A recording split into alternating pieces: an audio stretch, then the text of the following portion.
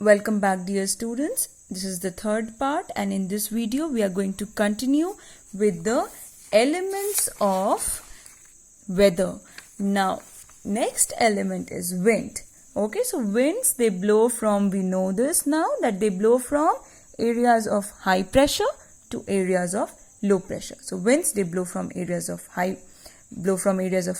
pressure to areas of low pressure. Now, two aspects of wind, they're very, very important for weather condition. And what are they? The direction and speed. So wind direction, how is it measured? It is measured using a wind vane or a wind sock. As the wind blows, these instruments, they turn in the direction of the wind. Okay, the direction in which the wind is blowing. Winds are also named according to the direction that they blow from. For example, or for instance, an easterly wind. Okay, easterly wind, it is a wind which blows from the east. Okay, east is the direction, so therefore the wind is named as easterly wind. Next is humidity. Now this term refers to the moisture that is present in the atmosphere. So absolute humidity is a measure of the total amount of moisture in the air. However, the amount of moisture that air can hold, it depends on its temperature. Okay, so the amount of moisture that air can hold will depend on what factor? Will depend on its temperature. Next is relative humidity. It is the amount of water in the atmosphere given as a percentage of the total amount of water that the air can hold. Okay, the total amount of water that the air can hold at that temperature. Therefore, we can say that absolute humidity of 75% indicates that the air is currently holding 75% of the total amount of water that it can hold at that particular temperature. And how is relative humidity measured? It is measured using a hygrometer. Next is clouds. Now clouds, what are they made from? They are made from droplets of water. When warm air that contains water vapor rises upwards into the sky, it cools there. Okay, and the colder air, the water vapor condenses. It means it changes from gas to liquid. Condensation means changing from gas to liquid, and it changes into a group of tiny water droplets that we see.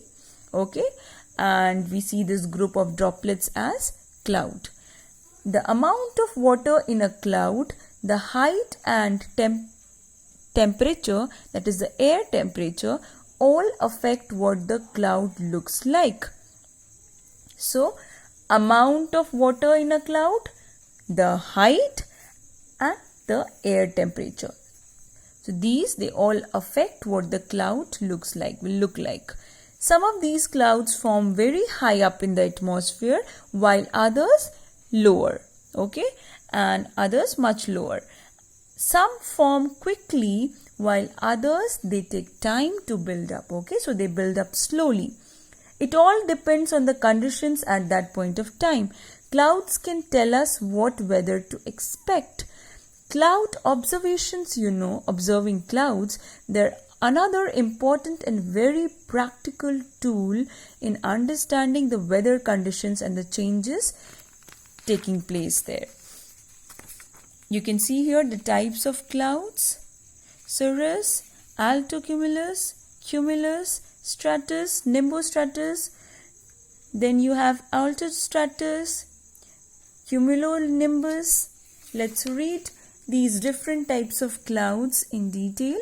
The first one is stratus clouds. Now they are low level clouds, and these clouds, they give the feeling of a blanket covering the sky. So they are there in the sky like a blanket, and they are flat and uniform. And these clouds, they are a sure sign of rain if it is warm, and snow if it is cold. And these clouds are near the ground. Fogs are then formed. Next is nimbostratus clouds. They are also low level clouds like stratus clouds, and it is a cloud which already has rain or snow falling from it. And these clouds, they are dark and they are seen, during a thunderstorm. Along with that, thunder and lightning. Next is cumulus clouds. They are also low level clouds like the above two. But these are fluffy clouds. Okay, why? Because they look like puffs of cotton, white cotton candy, and they are scattered throughout the sky, and they are formed when warm air rises upwards carrying water vapor with it during the process of evaporation.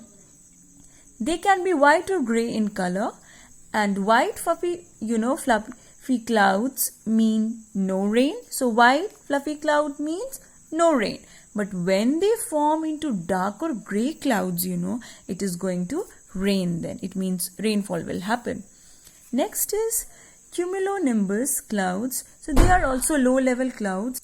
So cumulonimbus clouds, they are also low level clouds, and they are a mixture of cumulus clouds and nimbostratus clouds. And these clouds, they are sign of thunderstorm and very heavy rainfall. And they are generated how?